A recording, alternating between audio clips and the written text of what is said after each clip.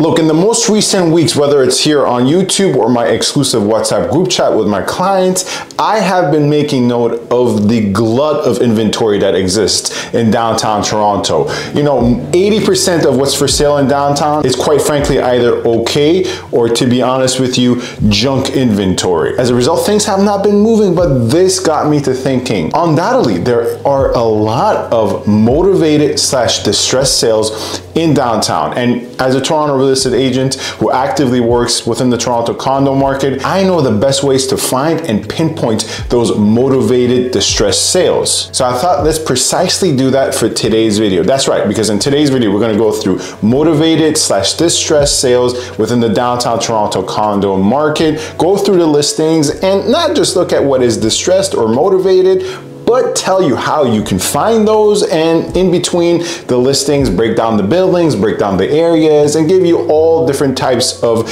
adjacent information. You know, I can't stop myself from talking. Real estate is my passion, particularly the Toronto condo market. Anyways, but before we get into that though, hello everyone, welcome to the channel. If you're new to the channel, my name is Sam, a Toronto real estate agent from SaberiSixRealEstate, actively working across the Toronto and GTA real estate market. On this channel, we like to do these types of videos: buyer advice, seller advice, market stats, market reports, property tours of what I have bought and sold, and real estate vlogs. So if you find any of this content enjoyable, subscribe, comment, rate, and review. And it's easier than ever to get in touch with me. Simply just book an appointment with me and let's have a phone chat if you have any further inquiries. Anyways, enough of that. Let's get to reviewing some distressed sales in downtown. Okay, so first and foremost, this is how we're gonna find some motivated / distressed sales. Some very plain and easy ways, some a little bit more roundabout ways, right?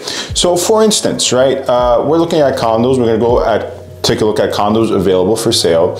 We're gonna go to Toronto. Downtown is C1 and C8. That's like 90% of downtown, C1 and C8. And the first thing I like to do, looking for motivated sales and distressed sales, is look at things that have been on market for a long time, like 90 days, right? Right now, the Toronto GTA real estate market-wide is a bit, slower than peak times in 2023 and peak times for sure in 2022. As a result, listings are staying on market for longer. But even in today's market, 90 days is not anything to sneeze at. It's actually still a very high number of days on market. So 90 days on market, we're gonna see what's available, right?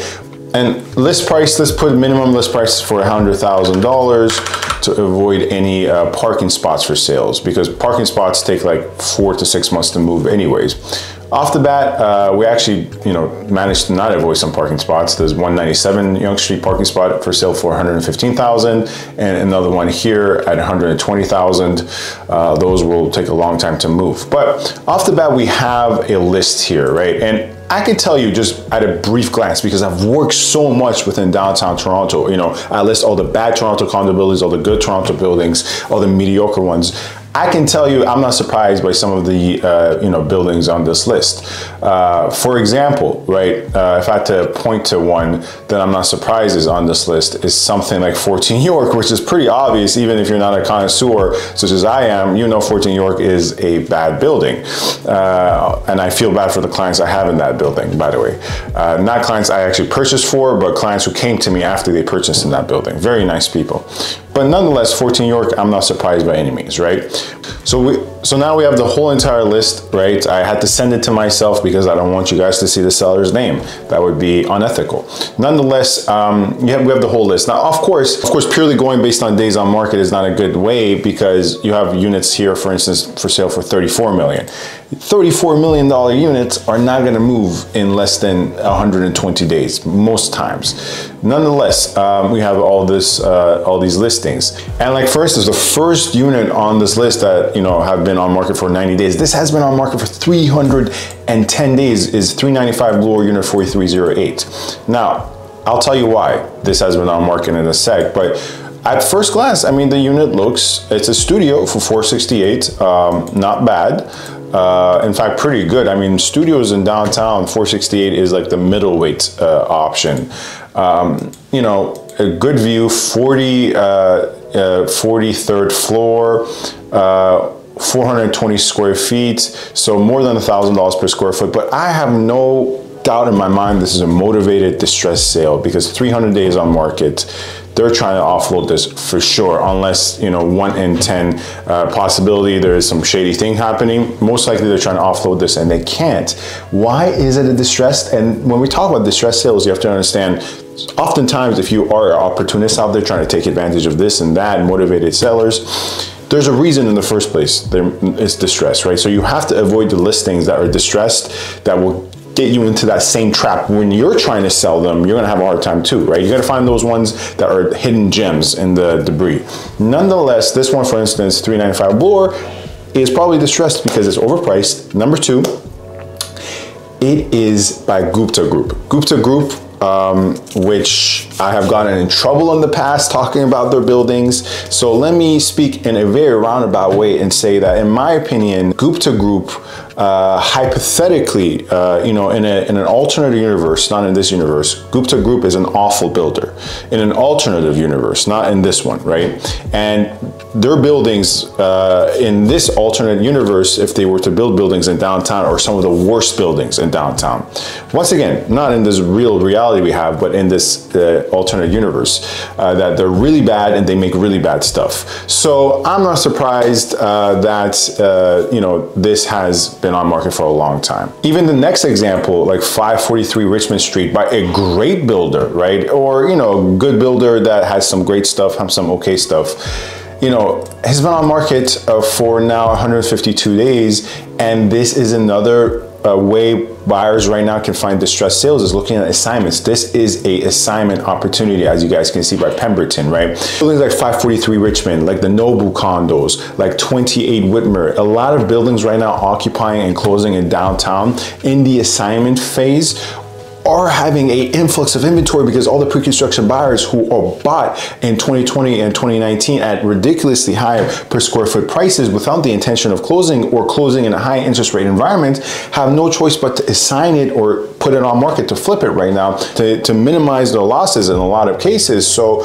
you can find a lot of units in 543 Richmond on sale on the market at the same time. And I promise you, 8 out of 10 times they're all taking losses.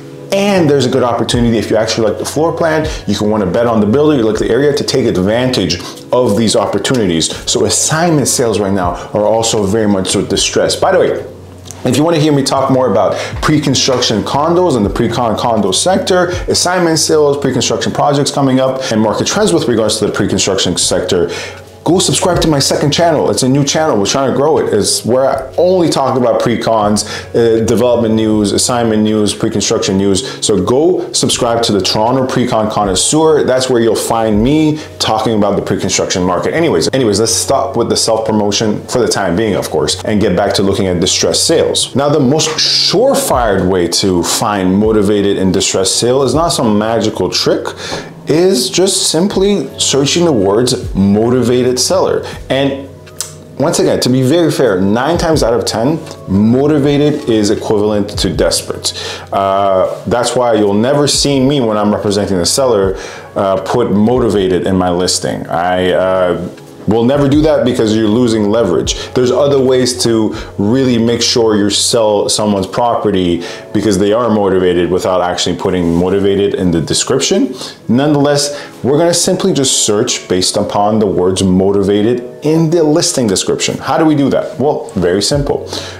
This MLS system I have access to, which is a beautiful system, but unfortunately it's gonna get changed soon. You simply go and add this field of remark for brokers. And by the way, I'm here also obviously helping a lot of agents who watch my videos out there. A lot of agents don't know how to do this, right? I'm surprised. Of remark for brokers. And by the way, I'm here also obviously helping a lot of agents who watch my videos out there. A lot of agents don't know how to do this, right? I'm surprised. But if you're an agent out there watching this, if you're a real estate agent watching my content, definitely take advantage of this, because this is one of the ways I, look for my investor clients, try to find the best deals, and hopefully it's been very successful. But you just type in motivated. It's quite simple. We see 186 results GTA wide, which GTA wide 186 results. Keep that in mind, right? Like, we're talking about the entirety of the GTA. Look what happens once we put the city of Toronto and C1 and C8, which is downtown again. Comes to 46. 46 the downtown core is not that large swath of land. So 46 of 180 across the GTA that have motivated in their listing belong to downtown. That's a big share, which goes to my points again. So we submit and we see these are all the listings that will have the term motivated in the brokerage remarks.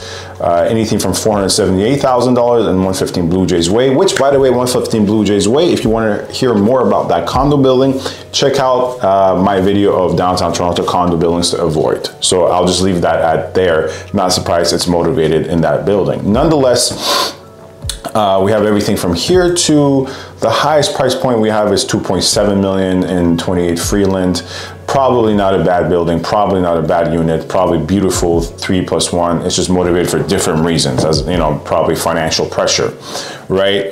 So we have these results. So let's start going through some of the highlights of these one by one. All right, so I selected 4 to talk about of that 48. And I think the reason I selected these, so let's go through these 4 here. First one is 30 Ordinance Unit 10005, right? Nonetheless, 30 Ordinance is the first one on the market for 55 days, 1 bedroom, 1 washroom, $568,000. And off the bat, without even looking at the listing, I promise you, I know why this is motivated, just seeing the exposure. But well, to verify my suspicions, let's actually go through them.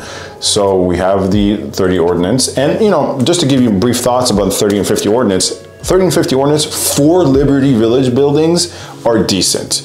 Rating it on a curve. I'm not a fan of Liberty Village condos. I think there are the good ones, but the good ones are few and far between. Most of them are pretty bad. Once again, just my opinion, please don't get offended. There are good ones, just not a lot. But 30 and 50 Ordinance for Liberty Village are actually pretty decent. Not long-term options, but I think good transitionary options. They have some problems, but their amenities are impressive. But here, let's take a look at this, right? We see this is on market, pretty typical layout. In fact, I think I might have actually showed this a while back. I think I did show this a while back. So yes, this was initially overpriced, right? 568, I think, is a price adjustment. It's a little bit more reasonable. And the reason the western exposure is actually not as bad as I thought, but the reason the western exposure is a red flag in this building is because it's facing construction. Here, it's not facing construction exactly, but it doesn't have much of a view to speak of, right? Like it's dark, it's kind of dim, right? It's really gonna, and when I showed this, it was a dark, dim unit. You have very, very, you know, slight water views, but that's marginal at best. And you're really looking at the street level. I have some buyers that this is not a deal breaker for, right? Like some buyers I have, they don't really care about views all that much, but those are the exception, right? This just makes the unit seem dark. The unit had some small wear and tears. You know, obviously it's been lived in before, but yeah, so I would say this is probably one of the distressed sales where there's probably a good opportunity to get a good deal on it if you know how to negotiate, if your agent actually knows how to negotiate, if you're interested in the area and building, that is, right? And this is one of those buildings where I would say it's not awful, where you have to avoid even if you find a motivated sale. So let's go further down and take a look at the next one. 197 Yonge, listed for $677,000, a 1+1. Another listing that's motivated, so you know, we know what that means. And these are pictures I bet you before a tenant here. And you know, looking at the listing here, pretty straightforward layout for 197 Yonge. 197 Yonge, a lot of the 1+1s and 1 bedrooms have this bedroom where it's a sliding door and there's obviously windows in the bedroom, but the bedroom is in the middle of the layout, right? So it's not towards the end of the unit where you have your own you know, door, traditional door, and you have a window. You have a window into the unit, and that's where the light is supposed to come out. So it's one of these middle of the floor plan bedrooms, which I'm not a fan of.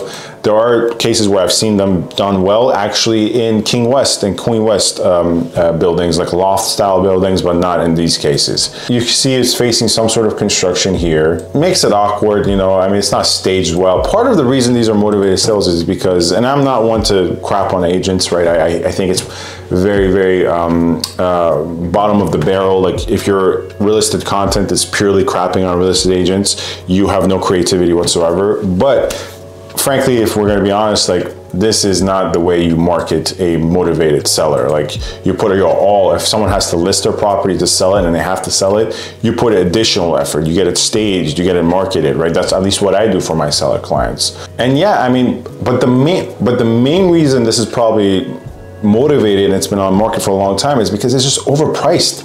$677,000 for 1210 is overpriced in this building. I know the downtown market well, right? So I knew these buildings well. I know there was a sale, I think on the 30th floor was a very comparable unit that sold for like $645. Obviously, you have to take a look at the particulars of when that unit sold. It might have been in a down market in the fall of 2023. Nonetheless, like, maybe that occurred at a cooler time, but 20 floors higher, selling for $30,000 less. Of course, you're not going to sell it at $677, right? And so there has to be a rude awakening happening. Nonetheless, this is one of the motivated sales where if you like it, you can probably take advantage. Next up, we have 42 Charles Street, unit 1507, $779,000. That's a 2-bedroom, 641 square feet with a huge 321 square feet balcony. Let's take a look at this. Yeah, it seems like a good unit, wraparound balcony. Problems with Casa 2, this is 42 Charles Street, and Casa 1, so the Charles Street condos. And I discussed this in my in-depth video of everything you need to know about Charles Street condos. Go check that out. I break down every single Charles Street condo on Charles Street East in depth. Nonetheless, something I spoke about in that video applies to here is that Casa 1 and Casa 2 have actually had some issues with lawsuits against the builder. The owners are suing the builder who went bankrupt because the builder did not finish the work that we're supposed to do in the courtyard area in between the buildings. So that can lead to, you know, special assessment, bigger maintenance, higher maintenance for the owner. So that could be a reason why this is probably distressed and has been on market for a while, because anyone who does a status review might see that there's a special assessment. I mean, when I was looking to purchase a condo in this building for my clients about, I would say fall of 2022, not 2023, that's what we saw, was there was a special assessment, so we didn't go for it. It was a little bit too risky for us. Nonetheless, though, at 953 square feet with a 312 square feet balcony, if you're willing to take on those risks associated with the condo corp, $779,000. There's probably even more room to negotiate down the price. I would have to take a closer look at the comps. This can present a decent opportunity. And then we have one of the buildings I'm a pretty big fan of. I think it's actually one of the more underrated buildings, which is like 38 Inuzi, unit 1706. 38 Inuzi, and I hate to keep like linking you guys to my other videos, but everything kind of loops back, you know, it's a compounding effect. I talk about the condo market so much. I have 2 videos of purchases I conducted on behalf of my lovely buyers in 38 Inuzi. Go check those out. But 38 Inuzi is, in my opinion, one of the underrated buildings. Is it a fantastic building? No. It's a pretty good serviceable building in a pretty decent location. Far better than the alternatives, most of the alternatives in Liberty Village and City Place, in my opinion. Nonetheless, though, we have 38 Inuzi. Let's take a look at this before we break it down.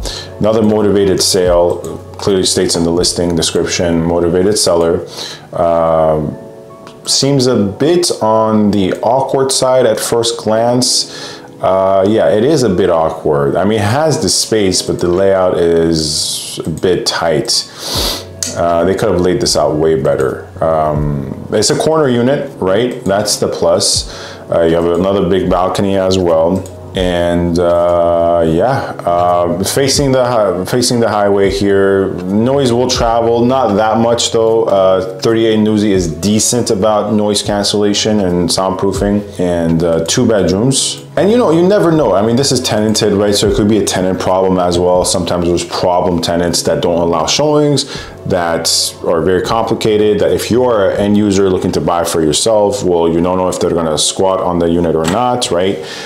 So that sometimes also does lead to distressed sales as well as problem tenants. But at $849,000, once again, I hate to sound like a broken tape recorder or a broken record, but it's just overpriced. That's probably one of the biggest reasons, right? The units I purchased in 38 Inuzi, we negotiated, whether we negotiated a decent fair deal or we negotiated a great deal,